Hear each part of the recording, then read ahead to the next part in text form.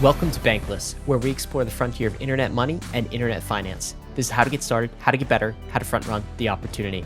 This is Ryan Sean Adams. I'm here with David Hoffman, and we're here to help you become more bankless. Guys, how is money created? Why is it created? Who actually does the job of money creation? And how come everyone is always talking about the Fed? This episode is going to unpack everything you need to know about this odd little institution that governs our lives. A few takeaways for you. Number one, we talk about the origins of the Fed, starting this little place called Jekyll Island. Did we even need it in the first place? Number two, has the Fed strayed from its original purpose? Has it become corrupted? We talk about the massive damage that the Fed has done. And number three, what do we do with this institution? If it is corrupt, if there's no path forward, what do we do with it? Do we reform? Something has to change. What is the path forward? David, this is a really fun episode. I learned a lot about the Fed, but why are we talking about the Fed? I mean, is this just kind of a wonkish detour, or how is it core to the crypto journey, and why do we need to unpack it on Bankless today? Certainly. Well, the Fed is at the very bottom of the global financial system. So why are we talking about the Fed? Well, it supports everything. And so it's important to understand how it works. And it's actually crazy that so few people understand how the Fed works. And this was just a really good learning lesson for me, is to go and unpack the construction of the Fed. So they don't teach this in school, not right? at all. And I think it's also emblematic that the Fed is a Federal Reserve or a central bank. You're not supposed to think about it. If it's working, it's invisible. If something is breaking, a symptom of that is that we talk about the Fed. The Fed is supposed to be in the background. So the fact that it is on top of investors' minds, that is something that is already off to a bad start. And so there's some things I think that listeners should consider while they listen to Chris here. The Fed, it's not a monolith. It's got a number of different people, 12 different board members. And if it's got different board members, some board members come and go over time. So how does the composition of the Fed change? How has it changed since it was created in 1913? How was the Fed originally formulated, and how did time and external influence change what the Fed is? And also perhaps consider what parts of the Federal Reserve story, the character development of the Fed, are emblematic of what our goals and aspirations are in the crypto industry. What part of this story really shows us why we are here in crypto? I think those are questions to consider while we listen to Chris in this episode. Yeah, definitely. And if you're a premium subscriber, stick around after the episode for an episode we call the Debrief. Premium subscribers get it in the RSS feed, where David and I unpack our thoughts after the episode. Guys, we will be right back with our episode with Christopher. But before we do, we want to thank the sponsors that made this episode possible. Sequence is the all-in-one developer platform you need to build Web3 games and applications. For your users, Sequence is a smart wallet, and it's the easiest, most intuitive onboarding your users will ever experience, and comes with all the features users need to feel empowered in the Web3 world. Multi-chain support, NFT display, and users can buy SFTs, NFTs, and crypto directly with a credit or debit card. For developers, Sequence is the plug-and-play platform for Web3 games and apps. Their APIs let you bring NFTs, SFTs, and tokens into your game or application. And the Sequence relayer enables gasless transactions for your users. Sequence already powers some of the best Web3 games like Skyweaver, NFT projects like Cool Cats, and marketplaces like NiftySwap. And Sequence is compatible with all the EVM chains, including Ethereum, Polygon, Binance Smart Chain, Arbitrum, Optimism, and Avalanche. So go to sequence.xyz/bankless to start building, or speak with the Sequence team today. Arbitrum 1 is pioneering the world of secure Ethereum scalability and is continuing to accelerate the Web3 landscape. Hundreds of projects have already deployed on Arbitrum 1, producing flourishing DeFi and NFT ecosystems. With the recent addition of Arbitrum Nova, gaming and social dApps like Reddit are also now calling Arbitrum home. Both Arbitrum 1 and Nova leverage the security and decentralization of Ethereum and provide a builder experience that's intuitive, familiar, and fully EVM compatible. On Arbitrum, both builders and users will experience faster transaction speeds with significantly lower gas fees. With Arbitrum's recent migration to Arbitrum Nitro, it's also now 10 times faster than before. Visit arbitrum.io, where you can join the community, dive into the developer docs, bridge your assets, and start building your first dApp. With Arbitrum, experience Web3 development the way it was meant to be: secure, fast, cheap, and friction-free. If you've been listening to Bankless, you know that we're fans of the modular blockchain thesis. The idea that blockchains will separate execution from data availability and consensus, allowing all three to become the best versions of themselves. And Fuel has built the fastest modular execution layer in the industry. By supporting parallel transaction execution, Fuel unlocks significantly faster throughput for the Web3 world. Fuel also goes beyond the limitations of the EVM with its own Fuel VM, which is more efficient and optimized, opening up the design space for developers. And lastly, Fuel brings a powerful developer experience with its own domain-specific language, Sway, and a supportive toolchain called Fork. With Fuel, you can have the benefits of smart contract languages like Solidity while adopting the improvements made by the Rust tooling ecosystem, letting the Fuel development environment go beyond the limitations of the EVM. If you want to learn more, there's a link in the show notes to see how you can get involved with the Fuel network. Bankless Nation, we are super excited to introduce you to our next guest. Chris Leonard is going to help us get into the minds of the Fed. He's an American investigative journalist. He's an author. Christopher's newest book is called The Lords of Easy Money, and that's an investigation into this institution we call the Federal Reserve. The subtitle of that book is How the Federal Reserve Broke the American Economy. Man, it sure feels broke right now. And of course, this is a crypto podcast primarily, but the Fed impacts everything. Chris, welcome to Bankless. Thanks for having me. So we want to get into the story of the Fed. I guess, a high level question though is what the Fed is doing right now. Is that a new thing? Like, should we be worried? Yeah, we should totally be worried. I mean, that's the undertone. All right, cool. Just checking. Yeah.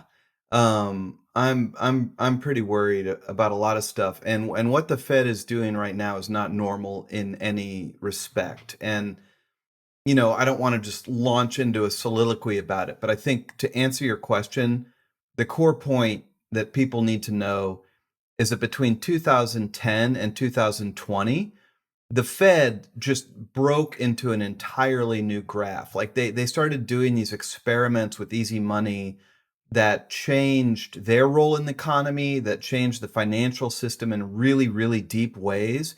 And again, it just broke the graph of what they've been doing. So they really broke the charts starting in 2010. They've changed the entire landscape of monetary policy. And that's the backdrop for everything they're trying to do right now.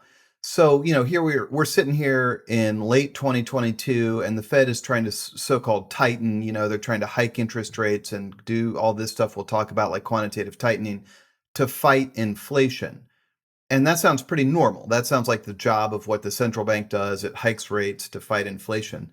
But the backdrop is that they're doing it in this wildly distorted environment that they themselves have created, which means that they don't really know what's going to happen. They really are like a person feeling their way through a dark room right now. And there's a tremendous amount of volatility and risk sort of underpinning what they're doing. So my headline is things are the opposite of normal right now. And if there's one party that really has no clue how this is all going to play out, it is the Federal Reserve itself. This is something that I think a lot of people in the crypto industry are learning. We are all kind of learning for the first time, especially because the crypto industry kind of skews younger, the role and importance of the Fed, while Yeah. also what the Fed is actually doing is also becoming very significant and new. And like, as I kind of zoom out and like come to terms with what the Fed is, Chris, it kind of just seems absolutely insane. And I think that what I mostly mean by that is they're making very big choices that there's no one else checking on them. And like, there's no other entity that's like, hey, Fed, that's lunatic. That's crazy. And everyone is also like, oh, the Fed is 0% interest rates for this long and now jacking them up this fast, in this way. And like, sometimes I just zoom out and it's like, this is insane. Is that your reaction too?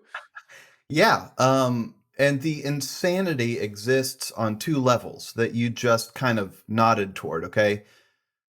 First of all, I think a lot of young people don't know about the Fed because it seems really boring. It seems like it's way over on the margins, like it's not very involved in our daily lives.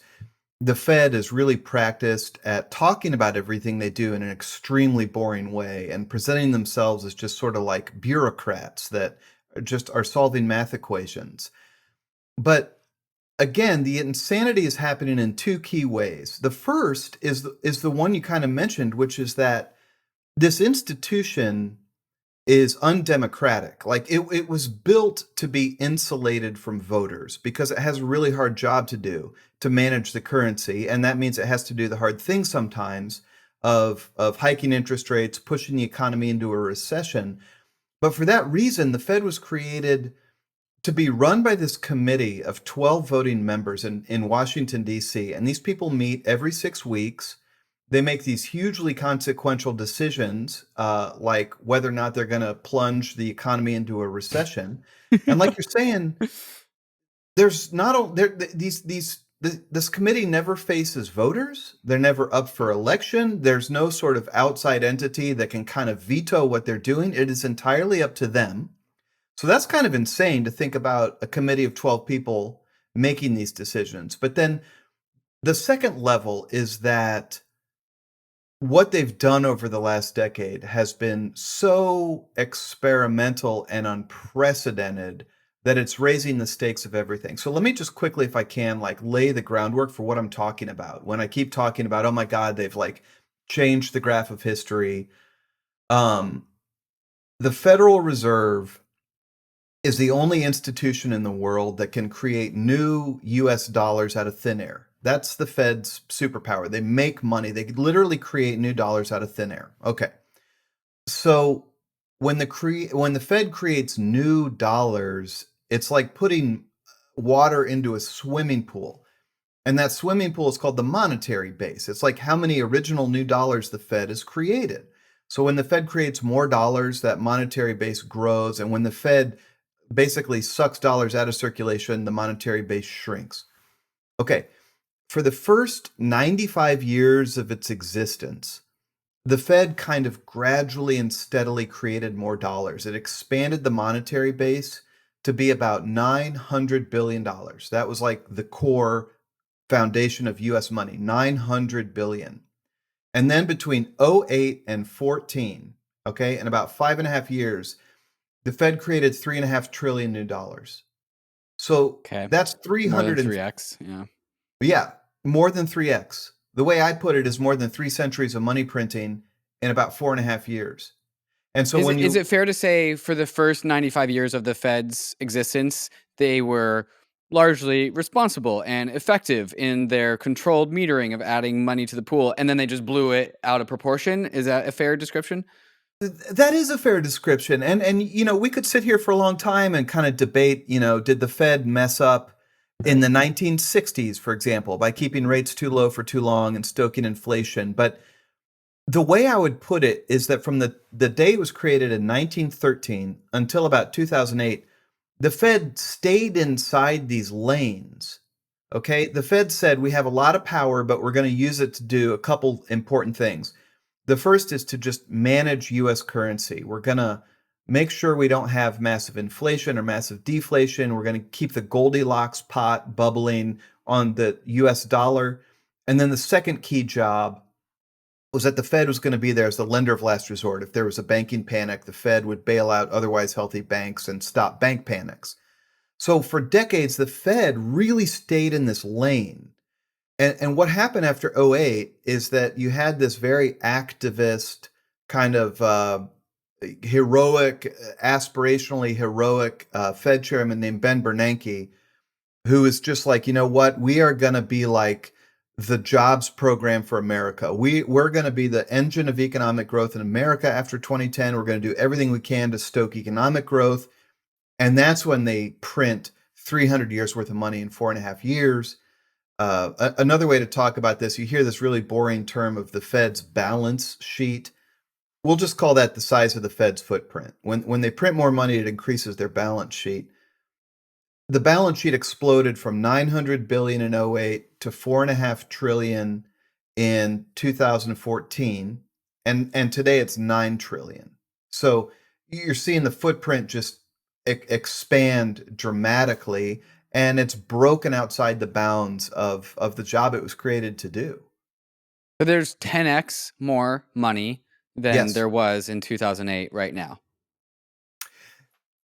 core money, Core original money. money created by the Fed. And like, we don't need to get into this, but there's this sort of second layer Right. of, you know, banks actually create money when Right. they lend on reserves and stuff. But yeah, 10x monetary base, 10x Fed balance sheet, totally uncharted territory.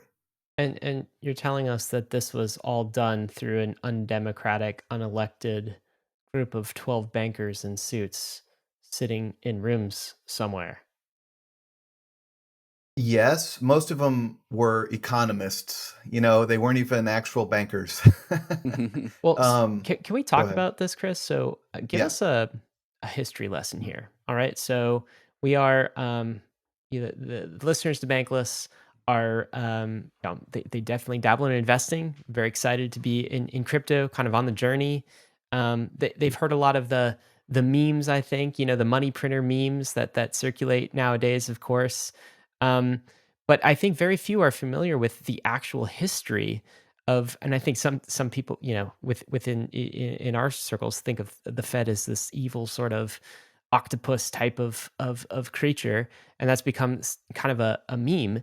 But I don't think it started out that way, certainly. And can you give us a history lesson of the Fed? So, how old is it?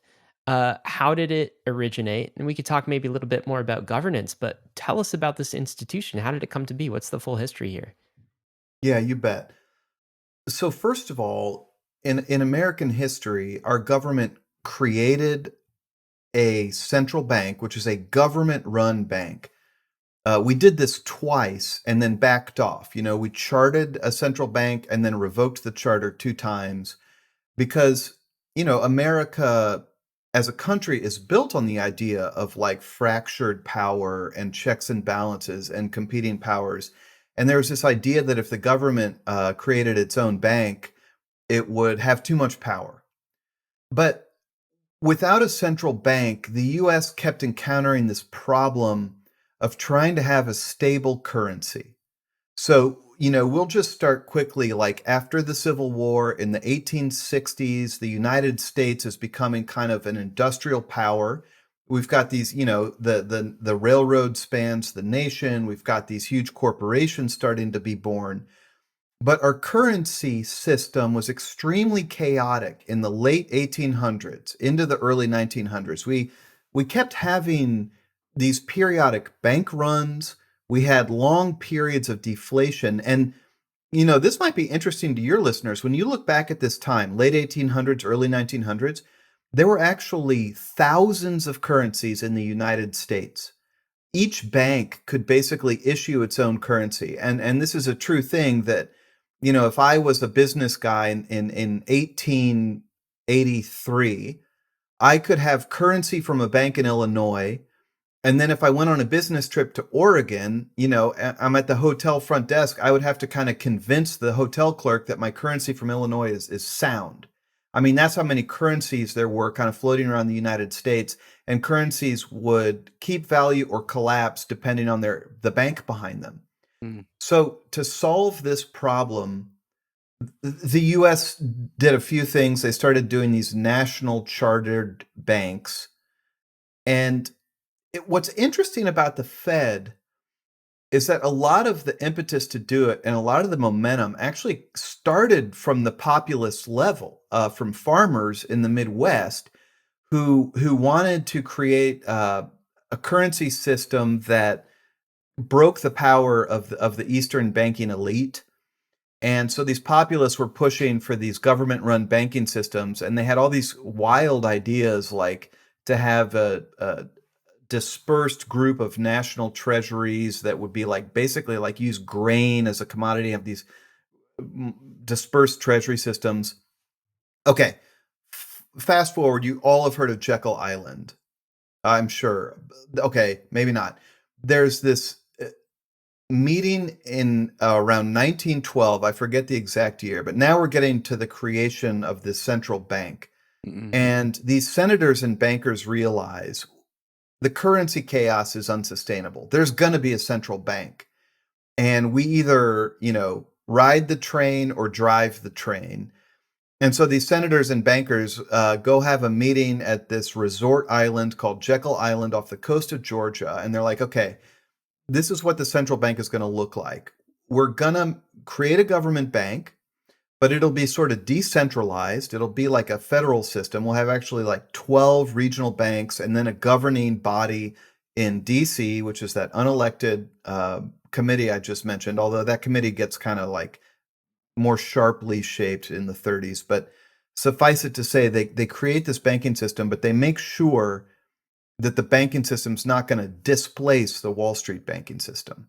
And that happened in really interesting ways we can talk about. But in 1913, the Fed's created, and the job was to create a stable national currency that's called the US dollar, which is actually a Federal Reserve note. And it was a way to So there wasn't staunch a that US chaos. dollar before this. This is when the US dollar, as we know it today, was created. Is that correct? Yes, 1913, 100%, and it's created because of the Fed. So Chris, this period before, I think it's really hard for people to imagine this period before Right. Jekyll Island. By the way, what an ominous name, Jekyll Yeah. Island. It just sounds evil. But pre this, it wasn't great. The U.S. banking and monetary system wasn't very great because it'd be like living in a world where you had like Wells Fargo dollars and Bank of America dollars, and they were all trading at different rates because they were all kind of independent currencies.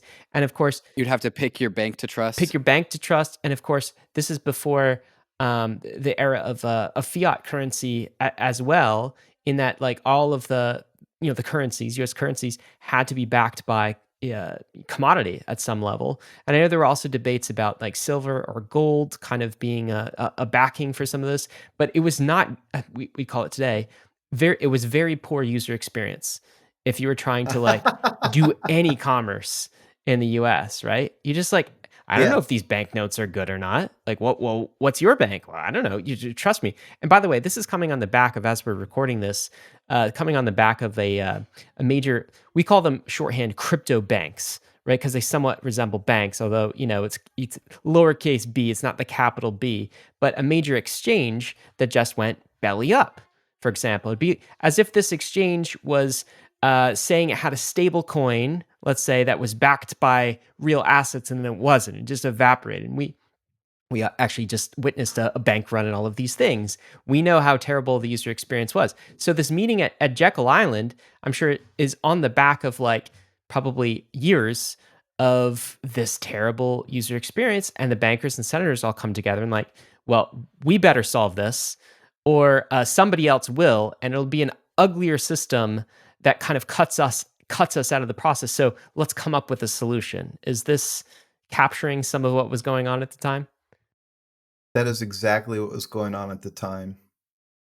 And as you talk, I'm picturing like if you wrote a book, the chapter like bad user experience would talk about the bank panics, the deflation, the ruinous financial crises that happened that put farmers out of business, and the 1890s, early 1900s. Like people were furious. It was chaos, and I've had a lot of pushback on this, but I'm of the mind that if we could have done capitalism without a central bank, I feel like we would have. The US has been resistant to creating a central bank, but the alternative was rotten. I mean, the financial system really didn't work in the late 1800s and early 1900s. Right. We've talked about on Bankless a few times the importance of, we call it settlement assurances with the creation of business, right? Like businesses need to feel secure in the long term. Property rights is perhaps a better way to say it. Strong property rights, but also that necessitates like a strong unit of account that you can assume will exist in 5, 10, 15 years.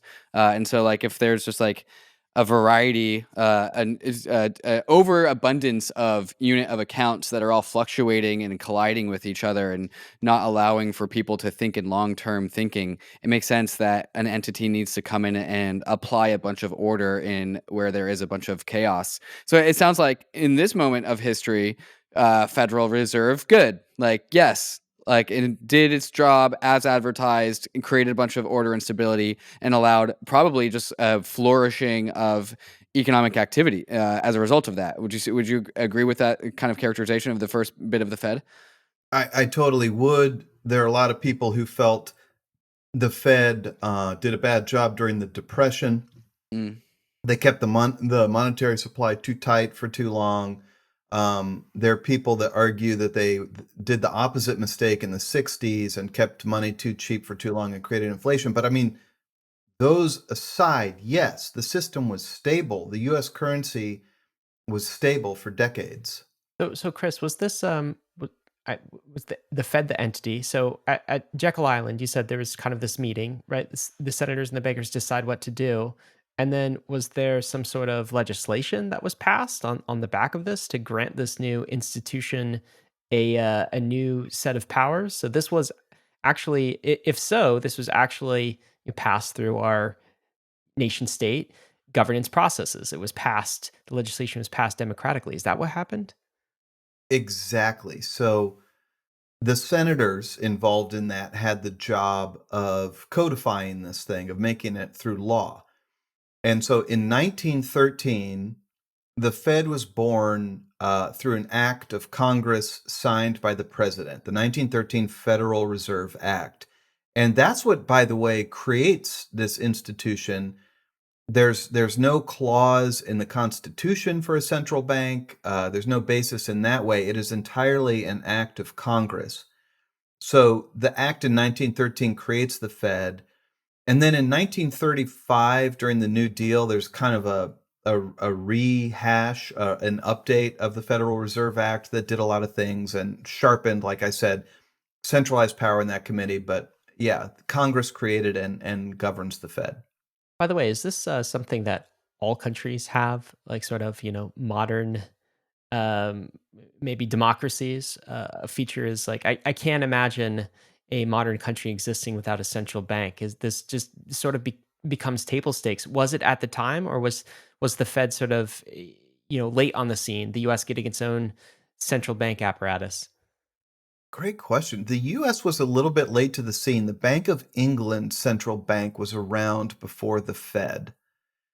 And I'm frankly not good on the history of other nations like advanced European nations or Russia in terms of when they sort of founded their own central banks. But I will say that as we sit here today, every nation that has an advanced economy has a central bank. And they all look different, of course, but there's the European Union has a central bank, England has a central bank, Russia has a central bank, China has a central bank. It's a pretty core part of running an advanced economy. Well, it's hard for me to imagine that a advanced economy or a nation competing internationally without some sort of currency, right? So at the time, of course, I'm not sure what the reigning, 1913, the reigning reserve currency was probably the pound or something like this. It certainly was not the dollar. But in order to kind of gain legitimacy and compete for against other currencies of nation states for even reserve currency status, right? The unit of account for trade, for example, or unit of account for storing, like bonds on your balance sheet. Then a country really needs a central bank in order to participate in the international economy. Of course, now the dollar has grown to be, I don't know, what is it, like 70% or something of trade. I mean, like GDP. it is the unit of account not only for the United States but for the world. But they probably weren't thinking with those types of aspirations in 1913, were they? It was just a matter of, let's make the U.S. banking system, the user experience for the economy, a little bit better. And if we don't, things will fall apart. They weren't yet playing the world reserve currency game. That is absolutely correct. They created the Fed to manage our own domestic affairs. It was cleaning house internally. And again, we were an agricultural economy at this time. I mean, something like 70% of Americans earned a living through agriculture, or some just gigantic number during this time. And finance, lending, and currency was critical to that business.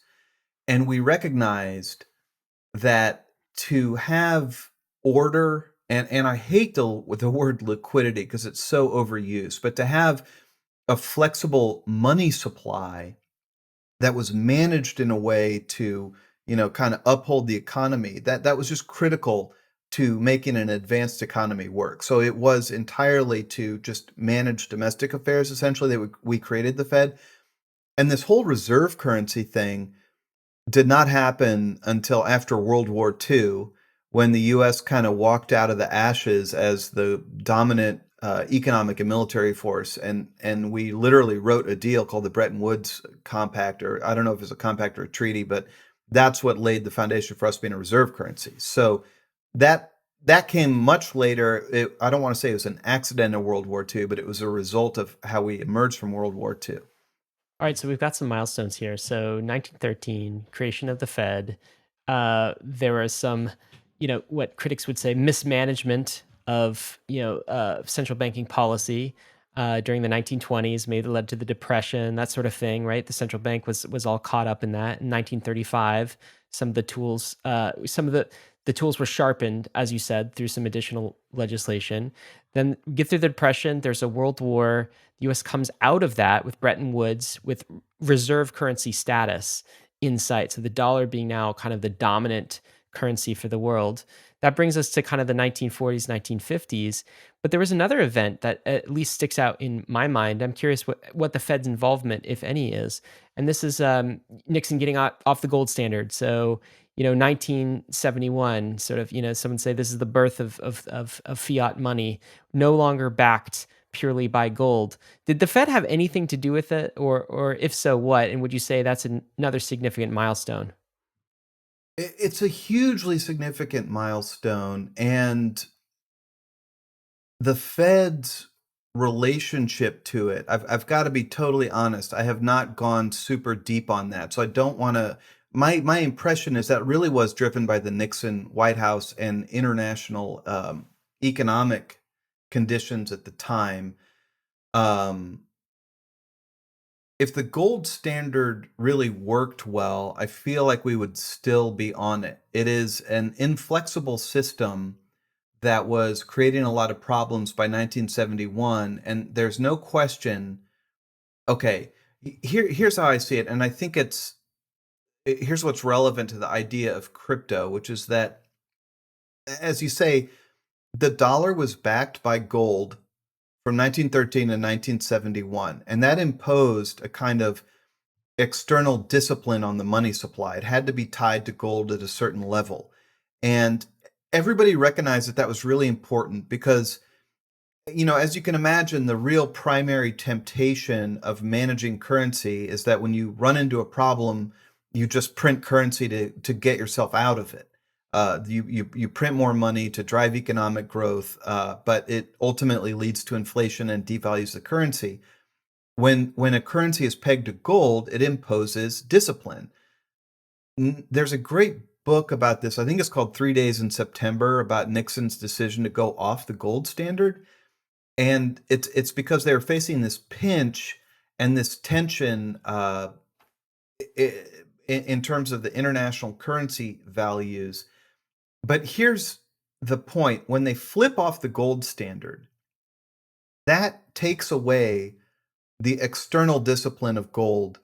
And in its place, it says, okay, this committee that runs the Fed is going to now be the disciplining force on the currency. Okay, these 12 voting members who run this committee called the Federal Open Markets Committee, or FOMC, these people are going to be like gold. They're going to decide how much the monetary base should be expanded, how much it should be shrunk. So we're going to have the wisdom of a committee basically replace the disciplinary effect of tying it to gold. And so that's the path that we start down in 1971. And obviously, there's like an entire literary genre of people saying that that was like the original wrong turn. That the moment we switched to fiat currency is when buying power started to diminish and dissolve, that in fact the committee didn't have discipline. And that's for listeners to kind of decide. I do think putting the power in the committee of the Fed does help give them the monetary supply of flexibility it really needs.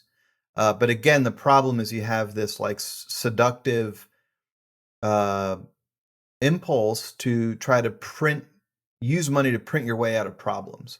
Hmm. The Bankless listeners we all often talk about on Bankless, like one of the cool things about crypto is that it's regulation through code. And we take power out of the hands of people and we put it into code because I mean we've seen what just happened recently with FTX when we gave too much trust and power into one person and let them do whatever they want with that power and trust. And I think I really appreciate the resonance of the idea of just like gold did the same thing. It wasn't with code; it was with physics, though.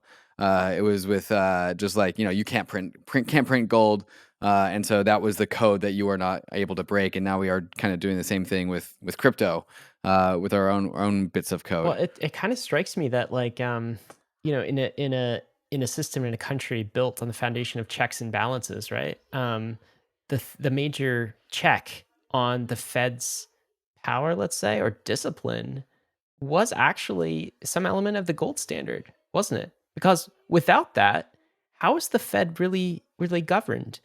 And this rotating group of 12 individual FOMC members, they change. They're also susceptible to kind of the whims of the time. It seems to me that the Fed, even still, it's like purported to be kind of an independent organization, but isn't it very clearly a tool of the state? You picture kind Yeah. of a country and like what does it have in each of its hands? In one hand, it's the sword, we have the military. The other hand, it's the coin, right? Sword and coin, treasury, military, and so of course it's a tool of the state, and it's a tool of politics, and it's not an independent institution anymore. So you can start to see I guess when you remove the governor, when you remove the check and balance on the thing, how it can just slowly get to the stage we're in now. Can you talk a little bit Hmm. more about like how it's governed? Is there, because there is still this pretension that or pretense that the Fed is somehow independent of politics. Tell us about that. Is that true in any way, shape, or form? Yeah, and God, my mind is racing as you're talking. I really agree with everything you just said, and I think it's a great way to look at it. But not to be glib, but one of my responses is no, this isn't just a tool of the government, it's also a tool of the biggest banks on Wall Street. Like Hmm. don't leave them out of the equation. They have a vote over this thing.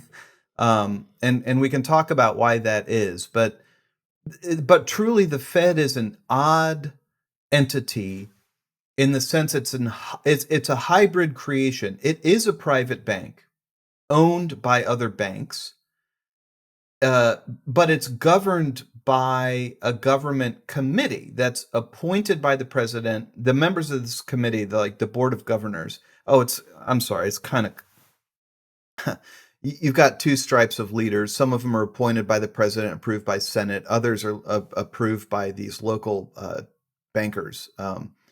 So it's a hybrid of a private public partnership, but there's no doubt it is like it is the tool of state authority. So let's back up a little bit and just talk about the governing structure. Like I said, when they created it, they modeled it on the federalist system where you had state power and federal power. So the Fed it's a network of 12 regional banks, which are like states. And each regional bank has its own president, which are kind of like state governors. And those regional bank presidents are the ones I just mentioned who are appointed at the local level. It weirdly by like a board of directors at the local level that's made up of local bankers. So a bunch of local bankers in San Francisco will help appoint the president of that Fed, okay? So you've got 12 regional bank presidents. Then you've got this board of directors in Washington, D.C. that is the board of governors, okay? And these are the people appointed by the president and approved by the Senate. And together, the board of governors and the regional bank presidents run this thing, okay? And the FOMC, that committee I just mentioned, it's interesting because it always has 12 voting members. 7 of them are the governors. 5 are bank presidents that come through on a rotating basis. And Wait, I just feel 5 like I'm banks? just Okay, so which banks do they choose? A lot of banks. I mean, there's fewer now than, but they just pick the biggest banks or their favorite banks or what? By the way, it's like kind of telling how like confusing this gets so quickly. And I'm sorry about that. Like the governance structure is very complicated. The top committee, the FOMC, 7 of the members are from the board of governors.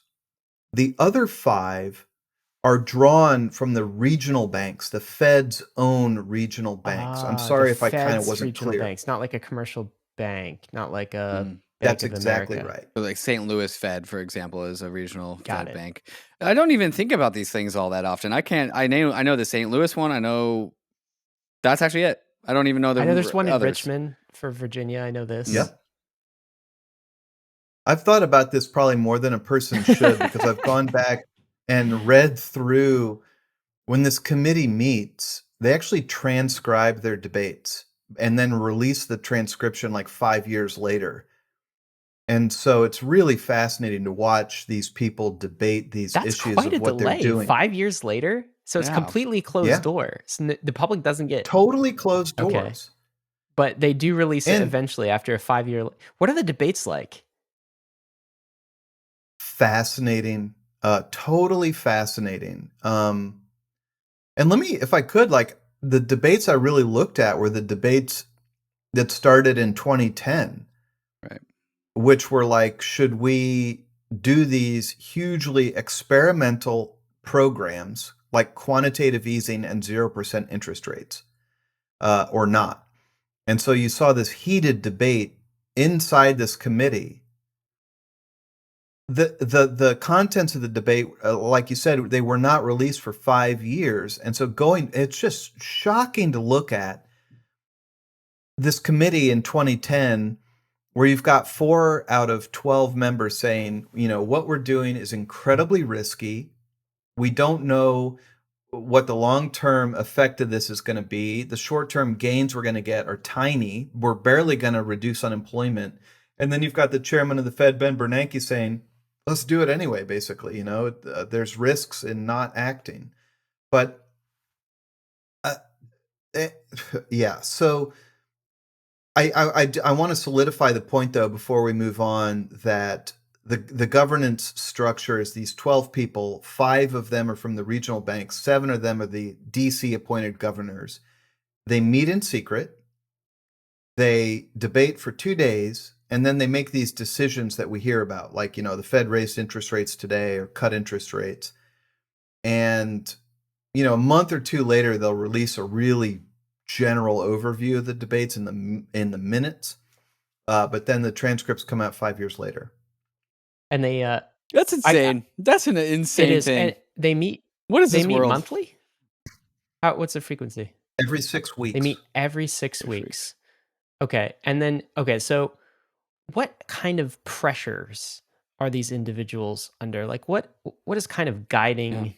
What are the Yeah, inputs? guiding their, for a politician, we have I think listeners have a mental model for a politician. What does a politician care about? Votes? Who's going to vote for me? And fundraising. So it's kind of votes and money, right? These are the pressures that bend a politician to, say one particular thing or do anything. Maybe there's a moral character there, hopefully, but these are the main external pressures. What are the pressures facing the average FOMC appointee? And then, by the way, is it majority rule, or how does it work? Like when they vote on something, is it has to have some kind of quorum? Okay, so these are great questions.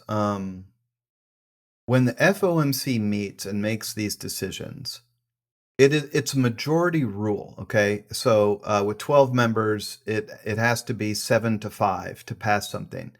I don't think there's ever been a 7-5 vote in the history of the FOMC. I don't think ever, maybe once or twice. The votes are always 12-0, 11-1, 10-2. What? Right? That's Yeah. odd. What does that tell us? I mean, is there some groupthink going on, or is there just some dominant personalities that sway the rest, or are they just generally agreeable people?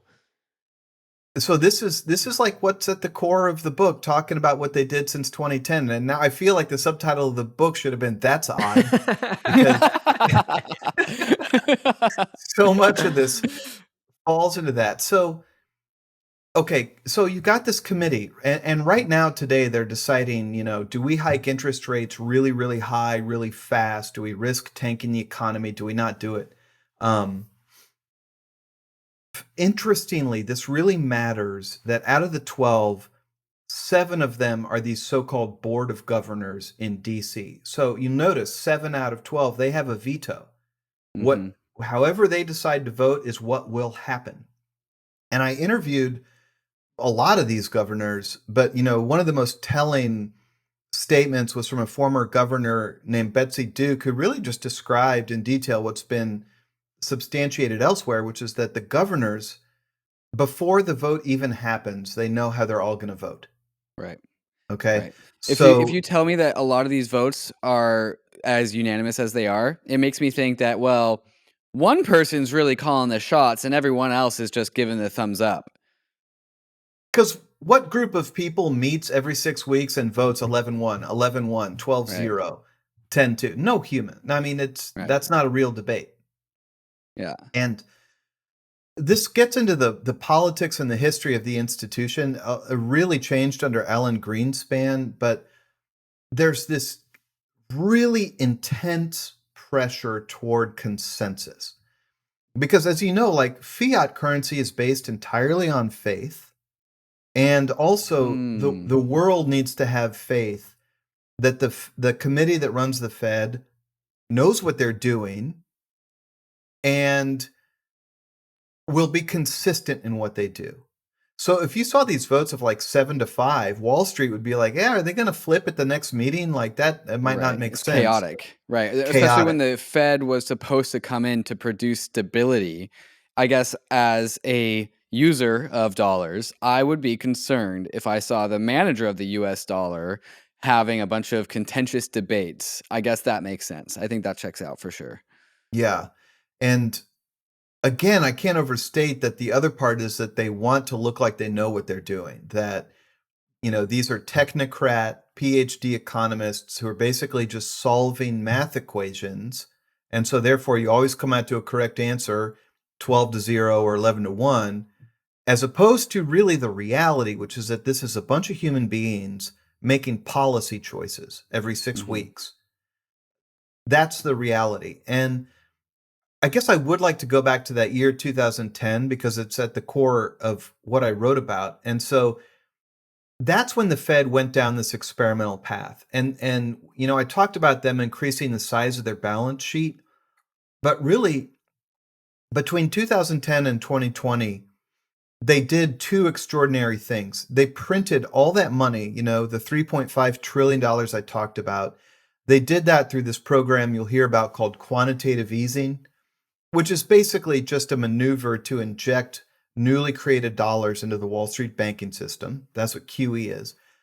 But then secondly, very, very importantly, you mentioned this, the Fed kept interest rates pegged at 0 for 7 years between 2008 and the very end of 2015.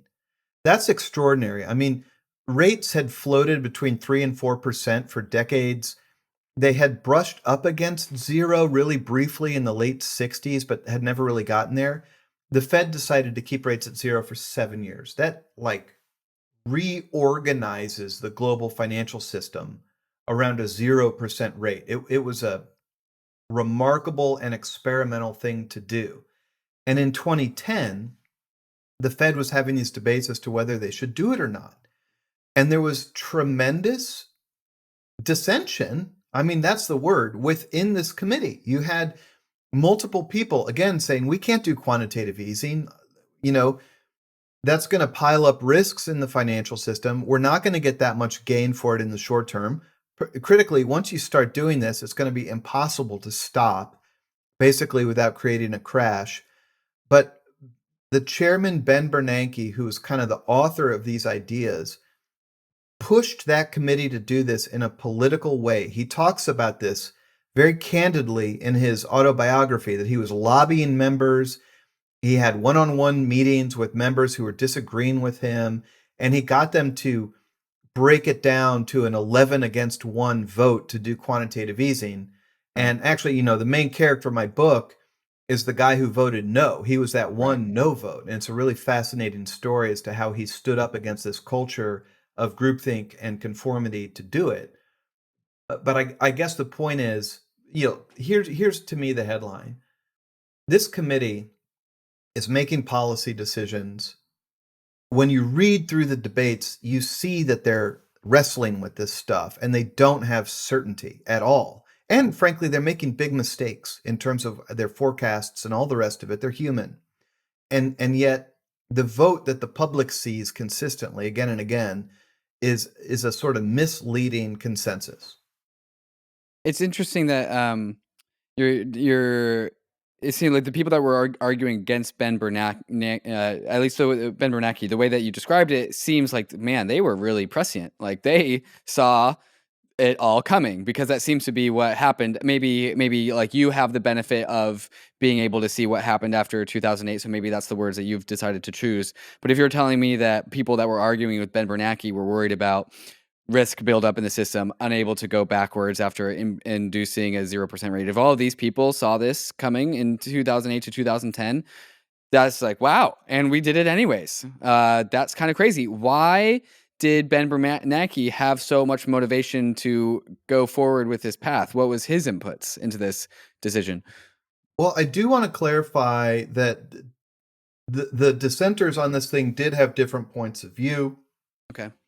The guy I profiled, I was drawn to his story. His name is Tom Honig, and he's the regional bank president in Kansas City. And he did end up being, I think, totally correct on his warnings at the time that it was going to stoke asset bubbles to do this, that it was going to be a quagmire that we weren't going to really be able to pull out of. Did he mention wealth inequality, and that, Chris?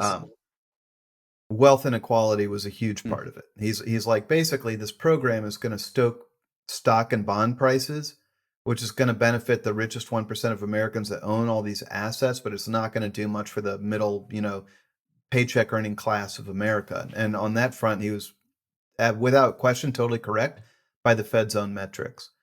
But your question, why did we do this anyway? And then, Ryan, that kind of goes back to your earlier question, which I think is a fantastic one. What are the incentives here? Like, what is driving these people? They're not trying to, raise money for the next election. And listen, I don't have a pat answer for that. It's complicated. There are a lot of institutional pressures on this central bank that led to what they did, that led to the 0% interest rates and quantitative easing. The first big pressure is that, God, it's so interesting. Like I said, the Fed was created to manage our currency and stop bank runs. But then it started to evolve over time that they were seen as sort of the stewards of the economy. Then this really, really happened under Alan Greenspan. He was called the maestro. He was seen as this genius. He was helping stoke economic growth without inflation. And so by the time Ben Bernanke came along, there was kind of this view that the Fed was like, I hate to use the Wizard of Oz analogy, but they were like the wizard behind the curtain. They were the people that would manage the economy and that would keep growth happening in a smooth way. And at the same time, while the Fed is gaining all this like prestige and recognition, our democratic institutions are kind of falling apart and just becoming increasingly like dysfunctional and unable to act. And that's what led to, in 2010, the Fed saying, we're going to drive economic growth. Unemployment is still really high after the great crash is over. This is 2010. Unemployment's at 9%. We're going to drive down the unemployment rate. By contrast, in the 30s, it was the federal government that did that. The fiscal government, Congress, like built dams, you know, put shovels in people's hands, you know, broke up the monopolies, regulated Wall Street, all this stuff. In 2010, we're like, okay, well, we're not going to do any of that. We're just going to print money through the Fed.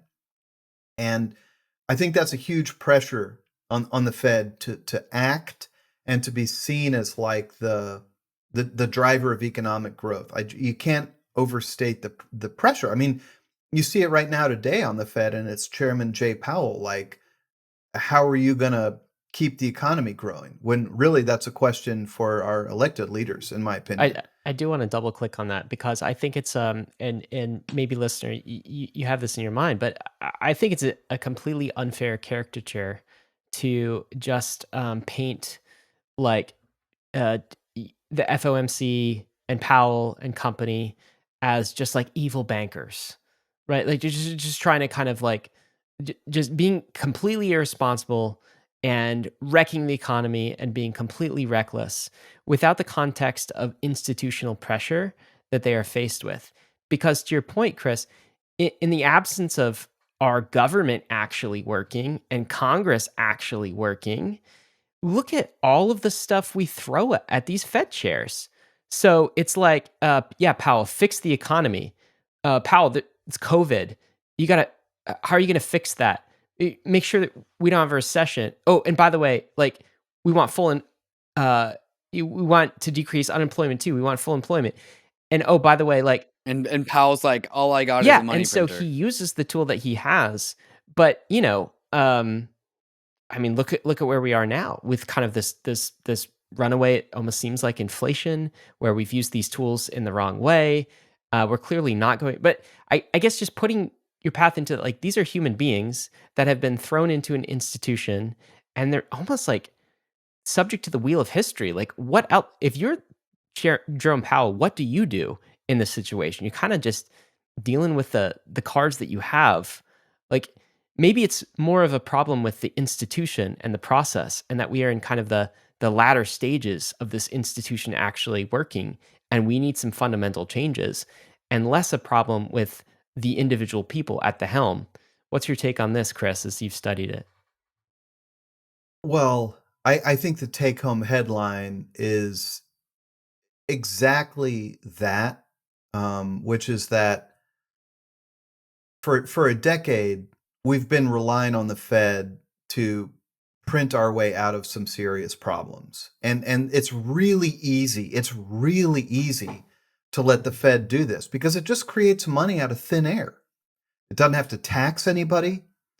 There's not like some brutal democratic contest happening.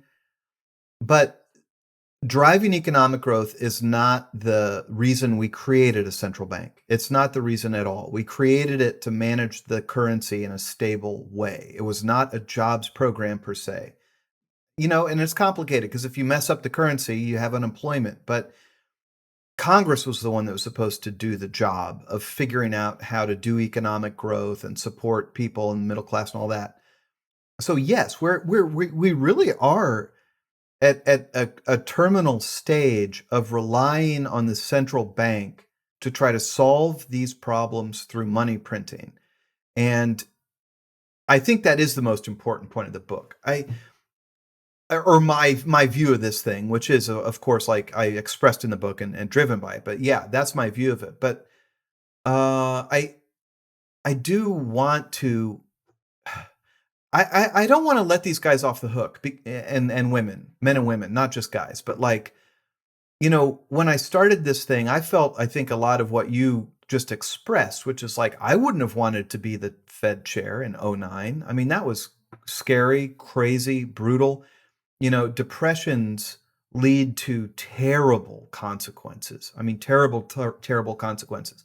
So how can you fault somebody for doing everything they can to try to avoid that? Okay? Like, I get that. But I turned against this institution, frankly, when I was reporting on what they did in 2012, which was the third round of quantitative easing. And this is, I called that chapter quantitative quagmire, because it's like they're in this thing. They've been doing quantitative easing for 2 years. It's really not working. And what's so interesting is Jay Powell, the current Fed chair, joined the institution at this time in 2012. And Jay Powell comes in saying, basically, honestly, he's saying what you guys are doing is crazy. Because Jay Powell came in from the world of investment banking, so he really knew how economics and finance worked. And when you read his comments in these meetings in the beginning, he's saying, you folks are stoking an asset bubble and it's going to crash, and you need to stop doing quantitative Talking about the easing. same guy, right? The same Jay Powell. Jay Powell, same Wow. guy. What changed? And trillion dollar question. Trillion dollar question. He's saying all this stuff in 2012. And at that time, the leadership of the Fed is saying we need to do this anyway. And they're basing their decision to do more quantitative easing on these forecasts that turn out to be totally erroneous and false. And the point I want to make before I talk about Powell is the leadership of the Fed didn't shoot straight with the American public. They were not open and honest about the fact that, hey, what we're doing is experimental. We really don't know what the long-term consequences are going to be.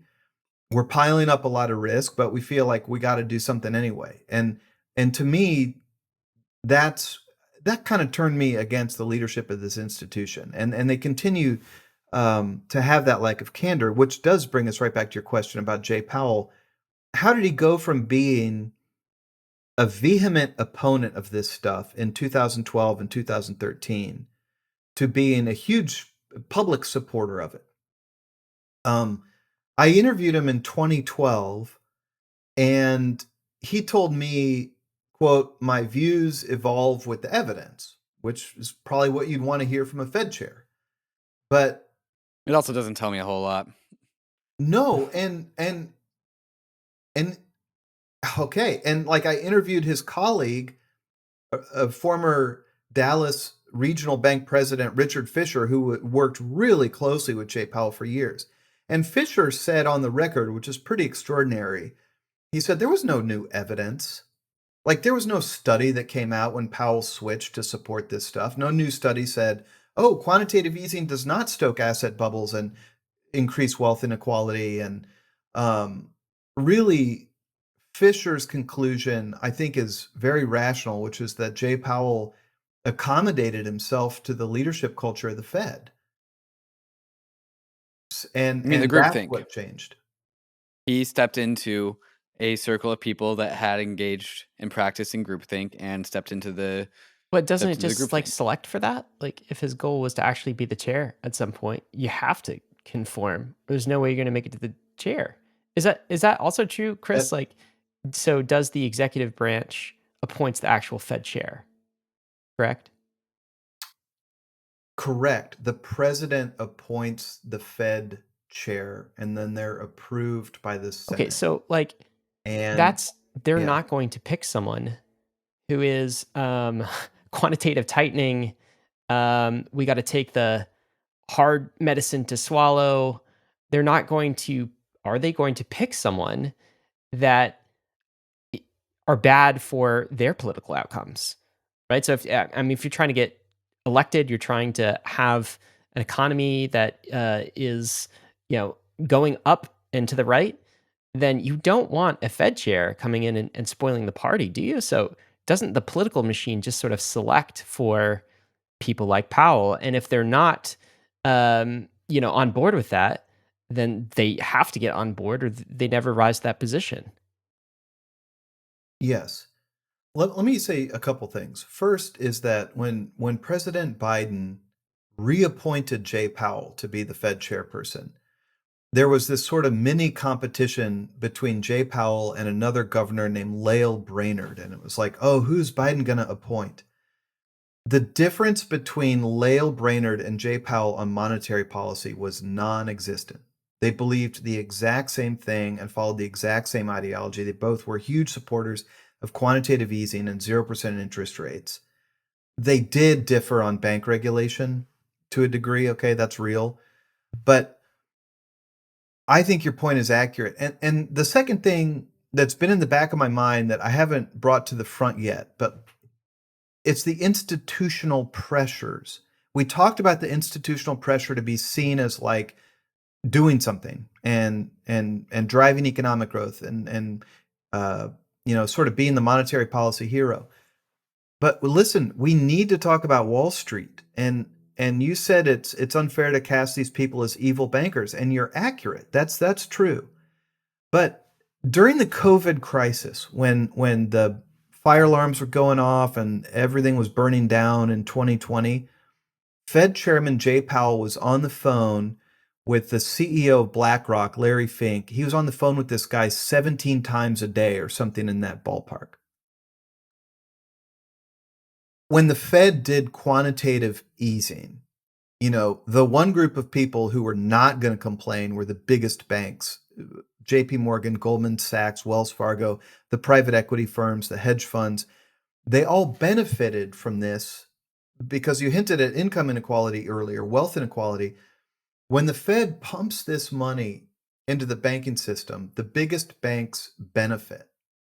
And so there's an institutional pressure. When Ben Bernanke is talking about doing these experiments in 2010, and when Jay Powell sort of replicated this whole thing later, the big banks benefit. And that's why the Fed keeps stepping in to also stop stock market declines, is that it's bailing out large institutions and getting credit for it and being hailed as a hero all day on CNBC.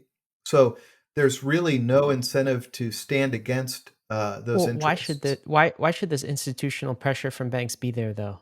That part's not clear to me. Is like, is it just because there's some just friendship or like nepotism or like in the industry, right? It's very clear to me that there'd be this political pressure on the Fed as an institution because they want votes, of course, and they can't get votes unless things are going well with the economy. But why is there this banking pressure, and how significant is it? How severe is it from the very wealthy and the largest banks? How much do they actually influence the policy? It's not clear to me why that pressure would even be there to begin with. Yes. Let's go back to the very beginning. I kind of skipped past this, but when the bankers and senators started this thing, the Fed at Jekyll Island, they said, we are not going to displace Wall Street. We're going to create our central bank to essentially stand behind Wall Street. And let's talk about this in a concrete way. When the Federal Reserve creates new money, it does not create new dollars by making them appear in the checking account of people like Chris Leonard or anything like that. The Fed creates new dollars under a system created by Congress whereby it creates dollars inside the bank accounts of 24 licensed banks called primary dealers. These banks are JP Morgan, Wells Fargo, Goldman Sachs, go down the list. It's all the big banks. They're so-called primary dealers. So that means that, structurally, the Fed can only intervene in the economy through Wall Street.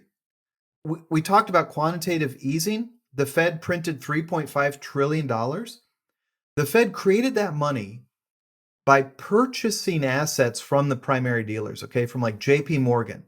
I toured the trading floor at the New York Federal Reserve where this happens. So a trader from the Fed will call up JP Morgan and say, hey, I want to buy $8 billion of assets from you, like treasury bonds. And JP Morgan says, okay, here you go. There's $8 billion in treasury bills. The Fed trader clicks on the keyboard and boom, $8 billion just appeared inside JP Morgan's reserve account. That's how the money gets created. And so when the Fed did QE, it was literally flooding the Wall Street reserve accounts with new cash. That drives up the price of assets, stocks, bonds, commercial-backed mortgage securities. Commercial mortgage bonds. All those new dollars are chasing these assets, which drives up the price of the assets. Who benefits from that? The primary dealers, the big banks, the private equity firms, they all benefit tremendously. Now, when the Fed tightens, as it's doing right now, that can create a tremendous crash, a downward, correction in asset prices. Needless to say, the big banks don't like that. They hate that, in fact. And so there's a lot of pressure not to do that. There's a tremendous amount of pressure not to do that. The reality today is that 5 corporations control the entire world of social media. They own our names, they restrict our content, they monitor our every move. And their time is up, thanks to our sponsor, DESO.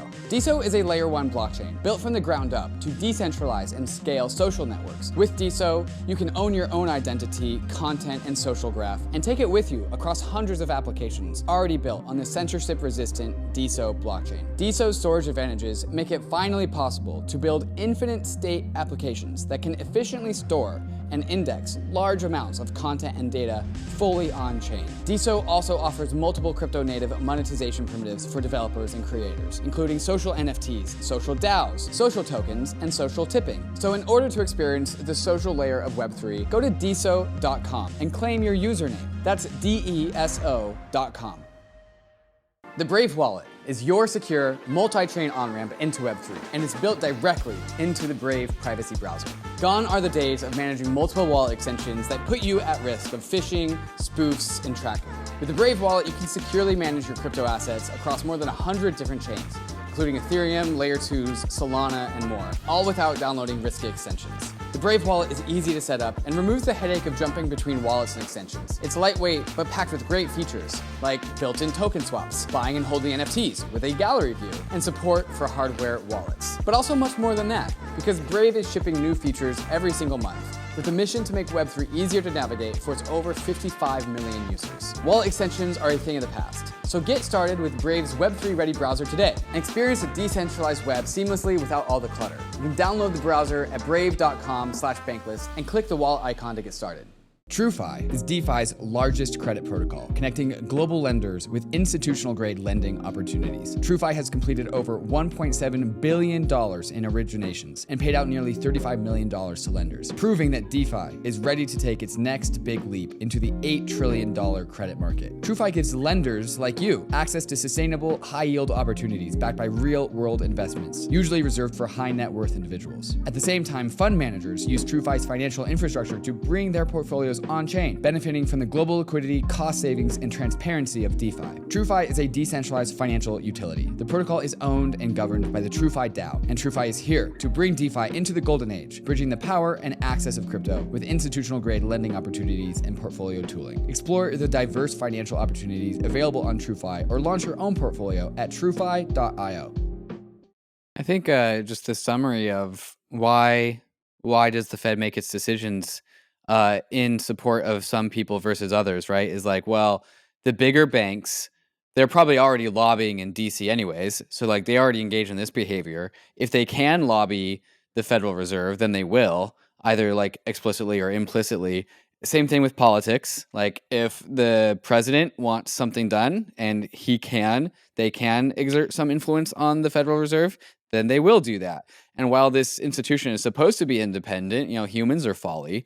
And so, who can't lobby the Federal Reserve? Like the 99%, right? The people who are living in their homes, right? Like they can't be bothered because they have to go to work.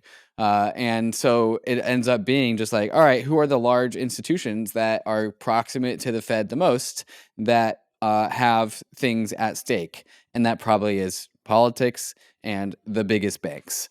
So I think not to think like, yeah, the Federal Reserve, it's designed to be this neutral system, but we bump shoulders with our neighbors, and who are the Fed's neighbors? Politics and Wall Street. So I feel like that maybe there's no clear route of influence over the Fed, but I don't think there needs to be a clear one to make the claim that the Fed is a political institution. And if I could follow up on that, I think you're exactly right. And I do, Jay Powell is a very talented political actor, politician type guy. And, in 2019, Jay Powell was going on these listening tours and speaking with like middle-class people about what do you want out of your central bank. And I think like literally like talking to homeless people and stuff like this. But let's What did they say? hypothesize. Like, what do we want out of Yeah, our what- central yeah. bank? What can the Like, central it's bank just do for like you? no inflation. Let's keep wealth, like, I mean, reasonable inflation. Let's keep wealth inequality like measured. I don't know that I'm looking for a lot more, but like, what do people say to that? Well, the Fed's supposed to be invisible, right? So if the Fed is working, it's not supposed to be in Right. people's brains. Like if we're thinking about the Fed, it means something's going wrong. Correct. But what's fascinating is, this dynamic we talked about the Fed taking on more and more responsibility as like Congress falls further and further into a kind of morass, which has changed a little bit, but the demands put upon the Fed are actually getting larger in the sense that during these listening tours, people were saying like, we want you to tackle climate change. No Uh, way. Absolutely right. I accurate. remember Google this. Fed Yeah. climate change. Yeah. And Right. and it's true. And I want to get to David's point about who can lobby the Fed and who has influence, but like, yes, it's true. The Fed's actions pump money into a banking system that supports fossil fuels. And so people who care about climate change are like, stop doing that. We need to fight climate change through the Fed. Stop, but go back to the core thing of what the Fed does. It creates money by pumping it into Wall Street. And so this is my thing, David. Like if let's say the Fed really, really wanted to go in and like renew the dilapidated neighborhoods of Chicago or Cleveland, it can only do that by creating money inside the reserve accounts on Wall Street. That's the only mechanism the Fed has. Like, that's how they influence the world. And so by its nature, that is We're it just benefits, using the it wrong works tool through for the big job world. here. I mean, it seems pretty clear. Yeah, totally. Yeah. Totally. Chris, does the Fed have like an arc to it? And what I mean by that is like a story arc, right? And if you ask my opinion, it kind of feels like we're towards the end of this story. But I am a very biased crypto person who's skeptical of banks. I'm on a podcast called Bankless. But just like if you're telling me that the Federal Reserve has absorbed a lot of responsibility that was previously expressed by Congress, and they're not going to be able to fulfill that responsibility because again, like all they can do is print money or raise interest rates. And like since COVID, I feel like the Fed has been kind of delegitimized a little bit. Like we've started to make fun of the Fed with the whole money printer go burr thing. So I'm wondering, like, what's the rest of the legacy of the Fed? Like, what's the Fed like? Where's this arc going? Okay. So in 2010 to 2012, the Fed was praised as this like heroic, save the economy institution. And there was the head of the European Central Bank was that guy Mario Draghi, who later became Prime Minister of Italy. And Draghi was famous for this quote in 2012, I think, where he said, "We're going to do whatever it takes to drive economic Newspaper growth." headline, whatever it takes. Whatever it takes. I think they called it like the bazooka quote, like we're going to take a bazooka to this fight. Much less noticed was in 2019, Mario Draghi publicly said, "We can't have central banks do this anymore. We've reached the end." Yeah, it's true. It's in the New York Times. It's in my book. Draghi is like, we've reached the terminal points of central banks being able to drive economic growth. Like this has to stop. And you would think that would be the end, but COVID hits shortly after that, and the Fed responds by more than doubling the size of its balance sheet. During COVID, the Fed printed 300 years worth of money in a few months in 2020. And so we live in this very, very strange landscape where in a critical way, the Fed is at the terminal point, I think, of this theory that it can drive economic growth, it can save the day, prosperity through money printing. But there's this old saying like never bet against the Fed. I mean, who's to say right now the balance sheet is 9 trillion. Will the balance sheet be 30 trillion in 3 years? Because we experience another financial crisis because of inflation, so the Fed decides to just respond by massive amounts of money printing. I mean, it could happen, and so it's really hard to predict when this thing hits a wall. And it you know, it's so interesting where we are right now is it is hitting a wall. Price inflation rising so quickly has forced the Fed to tighten money conditions, really for the first time since like 2006. And that has started to create massive volatility and crashes in financial markets. But you see, Wall Street is betting that the Fed's not going to really tighten, even right now. Like the minute you get an inflation reading that's slightly uh, promising, or that inflation is not rising that quickly, everybody just assumes the Fed's going to go back to printing money and making everything okay. That's what's happening right now in markets, and so it's very very very difficult to predict the future on this thing. The macro folks that we've talked to and had on Bankless, like when they look at kind of like the longer term perspective, they talk about the next set of years, number of years in the U.S. being having to be kind of a deleveraging sort of episode where real inflation rates are far higher than kind of like actual interest rates and bond prices. So essentially, the way we get all of that excess debt off the balance sheet is maybe it goes from 9 trillion to maybe it goes to 20 trillion, but the money's worth a lot less in real terms at the end of the day, less purchasing power. So maybe seeing prolonged periods of higher than we're used to inflation, particularly in kind of the real rates. I don't know if that's what you see, if you have a forecast, but yeah, what do you think Powell's going to do from here? I mean, he was very wrong about that whole transitory inflation thing. And as David was saying earlier, confidence in the Fed is pretty shot. What does he do at this point in time, given the character of the man that you studied? Uh, like honest answer, totally unknowable. First of all, if anybody had an inkling of where this guy is going to go, that is the multi-trillion-dollar question. It really is. In August, at this symposium in Jackson Hole, Wyoming, Jay Powell got up and said, "We are going to tighten. We're not going to allow inflation to, push down the value of money and buying power. We're going to actually do what we have to do. We're going to tighten. We're going to let this deleveraging happen, even though it's going to be really painful. But we're going to do it because that's what's necessary to keep the currency strong." And after he said that, markets fell dramatically. You started to see problems even in the markets for US Treasuries. The corporate debt markets and the corporate junk debt markets right now are just like this teetering structure that everybody's just waiting to fall. And if interest rates stay high for long, that structure will fall, and I can explain that. But okay, that happened in August, and everyone was like, okay, oh my God, this dude's going to tighten. This is serious. This is going to happen.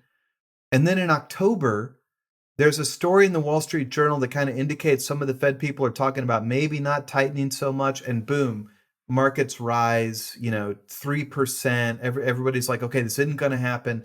What I'm trying to say is nobody knows which path Jay Powell's going to take. I certainly don't. The picture I have of this guy is of like a wildly competent fixer kind of guy. I mean, he's rotated his entire career between Wall Street and Washington, Department of Treasury, private equity. He knows how to handle powerful people. He knows how to handle the intersection of big government and big money.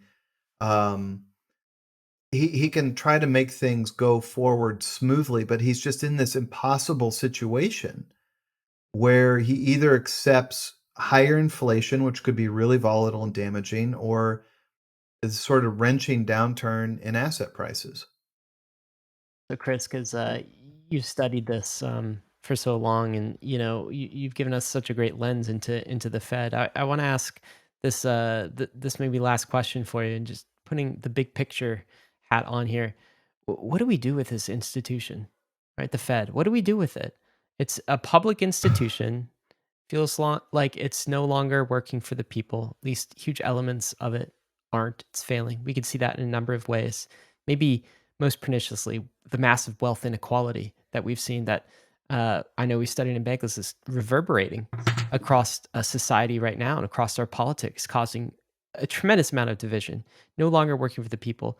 Um, in the sense you've given us today, it's kind of reinforced my view that elements of it have become corrupted, either corrupted by groupthink, maybe corrupted by the politics, maybe corrupted by Wall Street as well. Combination of all of the above. So, what do we do with this institution? Do we reform it? Do we try to reestablish the boundaries? Do we have Congress and legislators actually do their job and step in and take some burden off of this institution? Do we abolish it altogether? I mean, I recall a libertarian who ran a campaign of that. I mean, probably a decade or more ago. Abolish the Fed. So what do we do with the Fed right now? So that's the question. I'm really glad you brought up wealth inequality because that is honestly at the core of why I wrote the book. It cannot be overstated how much they have driven the wedge between the richest of the rich and everybody else. It's been stunning. And that is one of the most destabilizing factors in American life today. Just full stop. Totally destabilizing. So what do we do with this institution? I do think it's been corrupted. And it's not corruption in this kind of like easy to understand way of like Goldman Sachs bringing a suitcase full of cash to dinner with Jay Powell. It's this much broader institutional framework of whose the Fed's actions are benefiting and why it keeps taking these actions again and again in spite of the negative side effects. So I really do see, first of all, my job in the system is to be a reporter, to read through those internal debates, to report what they said, who made the decisions, why they made the decisions, and really to try to just like explain how quantitative easing works, to drive home the message to average readers of like, hey, they have totally changed the landscape through these experiments. And so in that way, my job is kind of done. Like that's what I do, but I don't want to dodge the question. What comes next? I am not in the school of abolishing the Fed.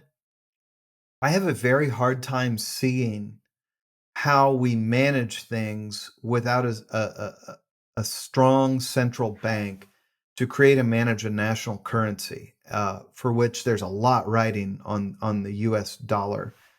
Reform is critical. Democratic oversight and democratic reform are totally critical. And I hate to say this, there are a lot of smart people in Washington, D.C. And there are a lot of smart people around this country who care about this. And so I'm sure that there's like a wellspring of good ideas about reform. The initial vision of the Fed to be a decentralized body with checks and balances that had this sort of regional character. So, you had a committee member who lived in San Francisco, a committee member who lived in Ohio. That's a pretty smart way to build a system. I support federalism, but it's become highly, highly concentrated. Powers become concentrated with the chair and with this like culture of consensus and groupthink and 12-0 votes. So what I would say broadly is absolutely reform and democratic oversight are needed. And at the very end of the day, the responsibility for this sounds so cheesy, but like the responsibility for governing America is in the citizenry. That's how we created this whole system. Like that, literally, that's what our whole system of government is based on. And we can't just keep avoiding that obligation. It's the fiscal powers, the democratic institutions controlled by voters need to take on the like truly gnarly burden of figuring out how to drive long-term prosperity. And we can't rely on the central bank to print money anymore to do it. I think you'll agree with me, Chris, if I say that it seems to be the current trajectory of the Fed. Its legacy is going to be wealth inequality. When we look back upon the Fed, like what did the Fed do? Well, back in 1913, it stabilized the currency, and then after that, it slowly went from stability and order into wealth inequality. And I think the only way, and I'm curious, like if you think the members of the Fed will actually admit to that truth or not. But I think if we are talking about moving forward with the Fed and like what is the next step for this institution, a lot of it comes down, if we're going to be like, well, the citizenry needs to take ownership over this. Well, if that's going to be true, it's got to be education, because I think if you go down to like the average person, average Joe in America, and you ask them like, hey, do you understand the relationship between the Federal Reserve and wealth inequality? They're going to Yeah, be I like, what the mean, hell are you we're talking asking about? him for climate change help, and really we should be asking him for wealth inequality help, right? Right. Yes. But also, like the Fed seems to kind of intentionally create like this super weird jargon that is just so esoteric that doesn't need to be like that. And it seems to be kind of like if they use these crazy words like quantitative easing, it's like it's not accessible to the 99%, because like what do you mean quantitative easing? Well, oh, you're just meaning putting money in more bank accounts. Like, well, put money in my bank account. Like if we can start to use words that more people can understand, we might actually be able to enable a greater part of the populace to do the democratic thing that we want them to partake in when it comes to ownership over the Fed. I wonder if you have any thoughts on this. Huge. First of all, before the Fed was created, this stuff was debated in the public square. Monetary policy was a retail issue. One of the most famous quotes about monetary policy was made by, my God, you guys are catching me on a bad day. I'm forgetting his name, but he said, "You shall not crucify mankind upon a cross of gold." William Jennings Bryan said that. I think it was 1906. That was about monetary policy and tightening the money supply. This stuff resonated on the ground level, and we've got to make it a political issue again, in the sense of average people debating the issues that really affect them. Yes, quantitative easing is a term intentionally invented.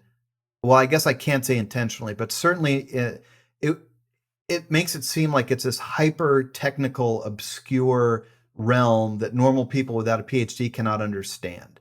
When you talk about printing money inside the bank accounts on Wall Street, people understand that.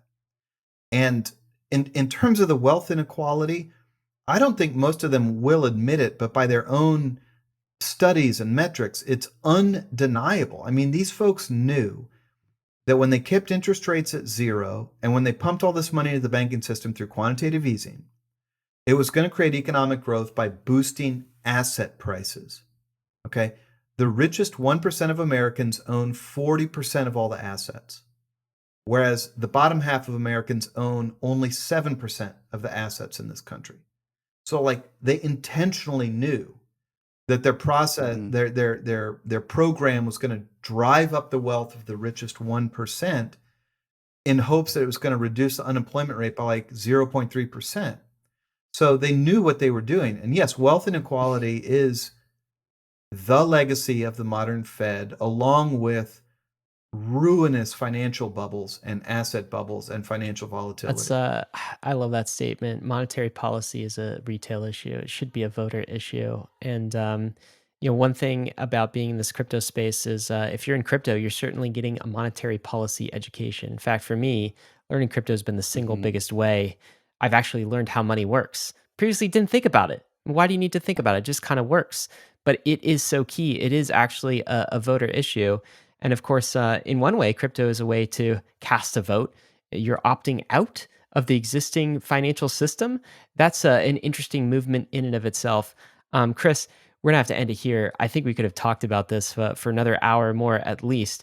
But I just want to thank you for providing some real journalism in this space. I think a lot of media can become almost like a mouthpiece of the Fed and sort of like just be another way that the Fed propagates its policy. But you've really dug in here, and you've done the hard journalistic work of interviewing folks and looking at the meeting notes and really shedding some light here. And you've been a crucial part in that education process. And your book is absolutely fantastic. We're going to tell you guys where to get it in the show notes. But Chris, thank you so much for coming on Bankless. We appreciate your time. Yeah, thanks for the time and the great questions. I really appreciate Action it. items for you, Bankless Nation. There is a book you need to read if you want to learn more about the Fed. This is an easy to read narrative style by Christopher Leonard. It's called The Lords of Easy Money. We'll include a link in the show notes. It's an incredible read. If hopefully this conversation gave you a taste for understanding the Fed, I'm going to end it here. Of course, David and I are doing a debrief after the episode. So if you can't get enough, we'll talk about the episode after the episode. Become a premium subscriber, get that debrief now. Risks and disclaimers. Crypto is risky. You could lose what you put in. So is the Fed. But we're headed west. This is the frontier. It's not for everyone, but we're glad you're with us on the Bankless journey. Thanks a lot. Hey, we hope you enjoyed the video. If you did, head over to Bankless HQ right now to develop your crypto investing skills and learn how to free yourself from banks and gain your financial independence. We recommend joining our daily newsletter, podcast, and community as a Bankless premium subscriber to get the most out of your Bankless experience. You'll get access to our market analysis, our alpha leaks, and exclusive content, and even the Bankless token for airdrops, raffles, and unlocks. If you're interested in crypto, the Bankless community is where you want to be. Click the link in the description to become a Bankless premium subscriber today. Also, don't forget to subscribe to the channel for in-depth interviews with industry leaders, Ask Me Anythings, and weekly roll-ups where we summarize the week in crypto and other fantastic content. Thanks everyone for watching and being on the journey as we build out the Bankless Nation.